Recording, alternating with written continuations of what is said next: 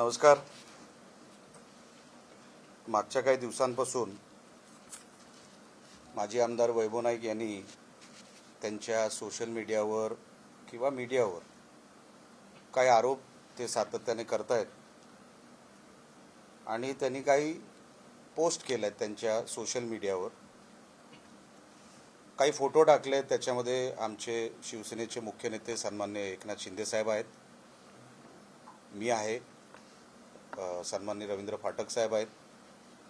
असे वेगवेगळे त्यांनी काही फोटो टाकलेत आणि त्यांना एका केसबद्दल बोलायचं आहे. आता ते किती खोटं बोलत आहेत हे मी तुम्हाला काही वेळात सांगणार आहे, पण त्या केसबद्दलची जी काही माहिती आहे जी आपल्याला कदाचित तारखेनुसार नसावी, म्हणून मी तुम्हाला त्या केस संदर्भात फक्त माहितीसाठी आपल्याला मी सांगणार आहे. वैभव नाईक सांगतायत की ही केस रजिस्टर झाली आहे 2 वर्षापूर्वी. अशी कुठलीही केस रजिस्टर झाली नाही. 2 वर्षापूर्वी केस रजिस्टर झाली आहे 9 एप्रिल 2025. ती त्यांच्या मामी किंवा नातेवाईकांनी जी काही केली, त्यांचं नाव आहे मालती चव्हाण. आता 9 एप्रिल 2025ला ही केस फाईल झाली किंवा तक्रार गेली. त्याच्या अगोदर 27 फेब्रुवारीला डिजिटल एका न्यूज चॅनलवर ही बातमी आली. वैभव नाईकांच्या म्हणण्यानुसार 2 वर्ष जुनी ही केस आहे, बरोबर आहे. आता त्यांनाच मी कोट करतो, जे वैभव नाईक परवाच्या मीडियाच्या त्यांच्या त्या ह्याच्यामध्ये बोलले, पत्रकार परिषदेमध्ये बोलले. हा वैभव नाईकांचा कोट आहे जो मी करतोय.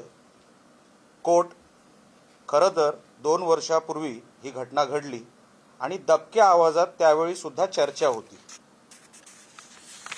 आता जर तुम्हाला 2 वर्षापूर्वीच दबक्या आवाजात ही केस होती असं कळलं, तुम्ही तेव्हा आमदार होतात, आपण त्याच्यावरती आवाज का नाही उठवलात?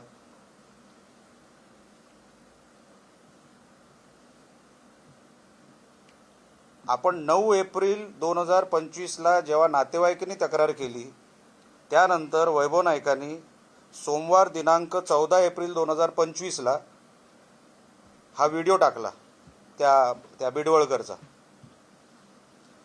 पण ते पोलिसांकडे अगोदर गेले नाहीत. पोलिसांकडे ते गेले 16 एप्रिल 2025ला, म्हणजे 2 दिवसानंतर. आपल्याला माहिती आहे, जर आपल्याकडे कुठल्या गुन्ह्याची माहिती आली तर आपल्याला ती अगोदर पोलिसांना द्यायची असते. त्यांनी सोशल मीडियावर टाकली. आता टाकली आणि त्यानंतर ते 16 एप्रिलला गेले. आता ते म्हणतील नाही, तुमची सत्ता आहे, पोलिसांवर आमचा विश्वास नाही. मग 2 दिवसानंतर विश्वास कसा बसला? तुमचं तर डेलिगेशन गेलं पोलिसांना भेटायला.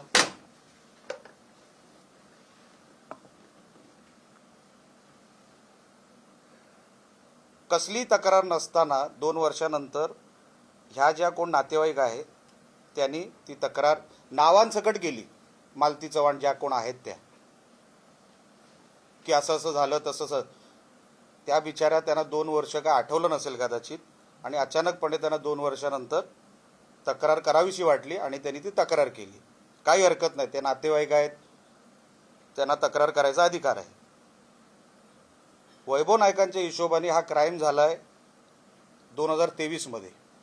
कारण का दबक्या आवाजात तेच म्हणतायत, माझं कोट नाही आहे, मी तुम्हाला व्हिडिओ द्यायला तयार आहे. तुम्हीच घेतलेल्या, कदाचित जिल्ह्यामध्येच ती पत्रकार परिषद झाली आहे, त्यांच्याच कोर्टनुसार मी तुम्हाला सांगतोय की दबक्या आवाजात चर्चा होती. तुम्ही आमदार होतात, तुम्ही कोणाला घाबरत होतात? दबक्या आवाजात म्हणजे काय? म्हणजे तुम्हाला क्राईमबद्दल माहिती होती, म्हणजे तुम्हाला सगळं माहिती होतं. आणि म्हणून मी परवाच्या व्हिडिओमध्ये मी बोललो की आता बॉडी कुठे हे वैभव नाईकांनी सांगावं. कारण का 2 वर्षापूर्वी जर तुम्हाला ह्या विषयाची दबक्या आवाजात माहिती होती, म्हणजे तुम्हाला क्राईमबद्दल माहिती होती, तुम्ही तेव्हा पोलिसांना सांगितलं नाही. तुम्ही पोलिसांना न सांगता 14 एप्रिल 2025ला तुम्ही व्हिडिओ टाकला आणि नंतर तुम्ही पोलिसांकडे गेलात. कशासाठी? तुमच्याकडे ठोस पुरावा होता तर तुम्ही पोलिसांकडे माहिती द्यायला पाहिजे होती. डिजिटल मीडिया आलेली बातमी 27 फेब्रुवारी, त्यानंतर 9 एप्रिलला नातेवाईकांनी केलेली तक्रार, त्यानंतर 14 एप्रिल वैभव नाईकांनी टाकलेला व्हिडिओ, त्यानंतर 16 एप्रिल SP साहेबांकडे गेलेली तक्रार. हे सगळं इतकं झटाझट म्हणजे तुमच्याकडे अगोदरपासून या क्राईमबद्दल माहिती होती. आणि म्हणून मी परवाच्या व्हिडिओमध्ये बोललो होतो, पहिले इंट्रोगेशन हे वैभव नाईकांचंच झालं पाहिजे. कारण का जर त्यांना या क्राईमबद्दल माहिती होती, तुम्ही लपवलीत का? तेव्हा तुम्ही आमदार होतात आणि आमदार या नात्याने तुम्ही काय घाबरत होतात का कोणाला? किंवा सिद्धेश शिरसाट तुम्हाला पैसे द्यायचा का गप्प बसायचे? आता हा संशय येणारच. आता तुमची सत्ता गेली आणि काहीतरी लपवायचा प्रयत्न हे वैभव नाईक करतायत, हे मी सातत्याने पहिल्या दिवसापासून बोलतोय. त्यांना 100% माहिती आहे. कारण का मागची 10 वर्ष सिद्धेश शिरसाटच्या कुठल्याही फेसबुकवर, कुठल्याही इंस्टाग्रामवर आमचा कोणाचा फोटो नाही. मग 10 वर्ष त्याला कोण प्रोटेक्शन देत होता? 10 वर्ष सिद्धेश शिरसाट प्रोटेक्शनचे पैसे कोणाला देत होता? जीवनमान 3 पटीने सुधारलं मागच्या 10 वर्षामध्ये. हा जो काय बाकीचा आरोपी, बाकीचे जे कोण आरोपी आहेत,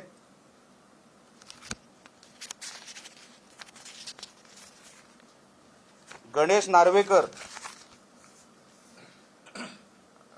सुर्वेश केरकर आणि अनिकेत गावडे सगळे दारूवालेत. हे मागच्या 10 वर्षापासून धंदे करतायत. हा गणेश नार्वेकर तर माणगावातला आहे. तो एका कबड्डीच्या कुठल्या तरी ह्याच्यावर आहे, बॉडीवर आहे. आणि जेव्हा वैभव नाईक आमदार चषक भरवायचे, पहिला हार घालायला हा गणेश नार्वेकर असायचा. ह्या सगळ्यांना तुम्हीच पोचलत, तुम्हीच प्रोटेक्ट केलं. आणि आता कळलं की सरकार गेलं आणि दुसऱ्या बाजूनी तुम्ही लगेच आरोप करायला लागलात. आणि म्हणून मी त्यांना सांगितलं की तुम्ही बिंडोग आहात, तुमचे ॲडवायझर बिंडोग आहेत, तुम्हाला धड ते ॲडवाइजही करू शकत नाही. पुढे जाऊन तुम्हाला सांगतो, माझी पोलिसांना पण विनंती आहे. हा जो व्हिडिओ आहे जो टाकला गेला आहे, हा 2019चा व्हिडिओ आहे. 2019चा व्हिडिओ. आणि वैभव नाईक सांगतायत बिडवळकर गेला 2023ला, म्हणजे 5 वर्ष तो जिवंत होता. 2019ला वैभव नाईक स्वतः आमदार, सिद्धेश शिरसाट त्याच्या जवळ. मग जेव्हा सिद्धेश शिरसाट तुमच्या बरोबर होता तेव्हा तुम्हाला क्राईमबद्दल सगळी माहिती आहे. पहिलं तर पोलिसांनी वैभव नाईकांनाच उचललं पाहिजे. हा स्ट्रेट फॉरवर्ड क्राईम आहे. एक तर माहिती लपवणं, व्हिडिओ पोलिसांकडे न देता, व्हेरीफाय न करता तुम्ही सोशल मीडियावर टाकणं. माझी पोलिसांना ही विनंती आहे, तो जो व्हिडिओ आहे आता फॉरेन्सिकमध्ये तो व्हिडिओ व्हेरीफाय होतो. तो किती जुना आहे, कुठल्या वर्षात घेतलेला आहे, त्याच्यावर काय एडिशन झाली आहे की काय, त्याच्यावरती काय गडबड झाली आहे की काय, आता सगळं फॉरेन्सिकमध्ये कळतं. SP साहेबांनी त्याच्यावरती फॉरेन्सिकमध्ये तो व्हिडिओ द्यावा. नेमका तो व्हिडिओ कधीचा आहे, कदाचित माझी माहिती चुकीची असावी, तर पोलिसांनी माझ्यावर पण कारवाई करावी जर माझी काय माहिती चुकीची असेल तर. पण जर तो व्हिडिओ 2019चा आहे आणि वैभव नाईक सांगतायत ते 2023ला तो बिडवळकर गेला, 5 वर्ष बिडवळकर काय करत होता याची माहिती वैभव नाईकांनीच द्यावी.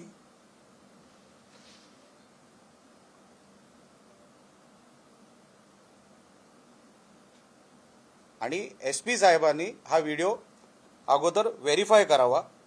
कारण का व्हेरीफाय केल्याशिवाय आपल्याला कळणारच नाही की व्हिडिओ कधी आहे आणि घातपात कधी झालाय. व्हिडिओचाच आधार घेऊन वैभव नाईक सांगतायत ना की घातपात झालाय, तर व्हिडिओ कधीचा आहे आणि घातपात कधीचा झाला. आता SP साहेब तुमच्याकडे आहे बॉल कोर्टात. माझं कोणाचंही बाजू घ्यायची माझा काही विषय सुद्धा नाही. सगळ्यांवर कारवाई करा. आमचे कोण असतील आमच्यावर पण कारवाई करा. कोणालाही सोडू नका SP साहेब याच्यामध्ये. आणि माझी 100% मला माहिती आहे ह्याच्यामध्ये वैभव नाईकांना माहिती आहे की बॉडी कुठे आहे. वैभव नाईक बोलतात की मी DPDC मध्ये SP साहेबांना असं सांगितलं की तुम्ही 2 वर्ष जुनी केस का उघडली. तुम्ही सगळे पत्रकार, बहुतेक पत्रकार तिकडे होतात. माझं वाक्य आहे का ते? माझं वाक्य काय होतं की SP साहेब तुम्ही 2 वर्ष जुनी मर्डर मिस्ट्री सॉल्व्ह केली, तुमचं अभिनंदन आहे. आता असंच तुम्ही ड्रगचा बिझनेस जो आहे तो उद्ध्वस्त करा, तो नेस्तानाबूत करा. कारण का ड्रग्जवर पण कडक कारवाई, कडक लक्ष देणं गरजेचं आहे, हे माझं वाक्य. पण ड्रग्जवाले काय तुम्हाला पैसे देतात काय वैभव नाईक? ड्रग्सचा विषय तुम्ही सोयीस्करपणे काढून टाकला. म्हणजे जिल्ह्यामध्ये ड्रग्जच यावे असं तुम्हाला वाटतंय का? मी SP साहेबांचं अभिनंदन केलं आहे की तुम्ही 2 वर्ष जुनी मर्डर मिस्ट्री सॉल्व्ह केली. रेकॉर्डवर बोललो आहे, बंद दरवाज्यामध्ये नाही बोललो. सगळे पत्रकार तुम्हीच होतात तेव्हा तिकडे. मी अभिनंदन केलं SPंचं. आणि त्यानंतर मी त्यांना बोललो ड्रगवर पण कडक कारवाई करा. पण सोयीस्करपणे वैभव नाईक यांनी ड्रग हा विषय बाजूला काढला. कदाचित जसा 10 वर्ष सिद्धेश शिरसाट यांना पैसे द्यायचा, ड्रगवाली यांना पैसे देत असतील म्हणून झाकायचा प्रयत्न. ही केस भिजत ठेवायची, म्हणजे ड्रगचा जो काही इन्कमिंग पैसा तो येत राहणार. कदाचित हा त्यांचा प्रयत्न आहे. आणि म्हणून मागच्या 2 वर्षामध्ये तुम्हाला क्राईम माहिती होता, पण तुम्ही पोलिसांना नाही सांगितला, तुम्ही लपून ठेवला. हा स्वतः एक क्राईम होतो. तुम्ही सगळ्या जगाला जे काय तुम्हाला कुठून इन्फॉर्मेशन मिळाली, मी हेही समजू शकतो. चला आम्ही लोकप्रतिनिधी आहे, तुम्हाला व्हिडिओ नंतर आला असेल, काही हरकत नाही. तुम्ही तो पोलिसांना का नाही दिला? तुम्ही तो पोलिसांना न देता तुम्ही तो तुमच्याकडे ठेवला. तुम्हाला त्याच्यावरती राजकारण करायचं होतं, तुम्ही त्याच्यावरती राजकारण केलं. त्यानंतर हे सगळं जेव्हा चालू होतं, रोज उठून एक नवीन आरोप काहीतरी ते करत बसतात. माझं काही म्हणणं नाही. खरं तर तुम्ही वैभव नाईकांचं मागचं 5 वर्षाचं काम बघितलं तर त्यांचं सामाजिक काम काय, पहिलं 5 महिन्यातलं मी टाळं लावणार चिपी विमानतळाला, हे त्यांचं पहिलं सामाजिक काम. ते टाळं आजपर्यंत सापडलंच नाही. ते चिपी विमानतळाच्या दिशेने गेलेच नाहीत. दुसरं सामाजिक काम काय, बिडवळकरची केस जी त्यांच्याकडे 2 वर्षापासून होती, ती 2 वर्षापासून लपवली पोलिसांकडून आणि 2 वर्षानंतर ती केस बाहेर काढली. आता येतो सिद्धेश शिरसाट आणि जे काही संबंध जोडायचा जो काही कार्यक्रम चालला आहे.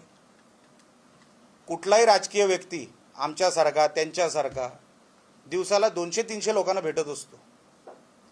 आता कोणी भेटायला येत असताना आम्ही काय त्याला असं विचारणार, काय रे मर्डर केले, मर्डर करून आलाय, विचारणार का आम्ही? तुम्ही विचारता का? कोणी नवीन माणूस भेटल्यावर कोणच विचारत नाही. त्याच्या तोंडावर लिहिलेलं नसतं हा मर्डर करून आलाय किंवा किडनॅपिंग करून आलाय, हा 2 नंबरवाला आहे. माझा प्रवेश झाला 23 ऑक्टोबर 2024ला शिवसेनेमध्ये. आणि वैभव नाईक जे सांगतायत हा क्राईम घडलाय 2023 मध्ये, जवळपास मार्च-एप्रिलच्या महिन्यात जवळ. म्हणजे मी 6 वर्षानंतर पक्षात आलो. तोपर्यंत मी BJPत होतो. आता कोण बॅनर लावतो म्हणूनच माझं आणि त्याच्याशी चांगलं असेल तर मग आरोपी नंबर जो 2 आहे, आरोपी नंबर 2 अमोल शिरसाट, हा वैभव नाईकांबरोबर डान्स करतोय. सर्कल करून ठेवलंय, तुम्हाला हाय रेझोल्युशनची कॉपी पाठवतो. हा एका मिरवणुकीमध्ये वैभव नाईकांबरोबर डान्स करतोय. हा त्यांच्या मागे जो उभा आहे तो हात वर आहे, कदाचित एक हात खालच्या कमरेवर असेल, मला माहीत नाही, दिसत नाही आपल्याला. मी हाय रेझोल्युशनचे फोटो पाठवतो. हा तो अमोल शिरसाट आरोपी नंबर 2. मग हा तुमच्यावर डान्स कसा करतोय ह्याची हाय रेझोल्युशन कॉपी मी तुम्हाला पाठवतो. सगळं मोबाईलवरही पाठवतो आणि हार्ड कॉपी देतो. फोटो असल्यानेच माणूस आरोपी होतो आणि संबंध असतो.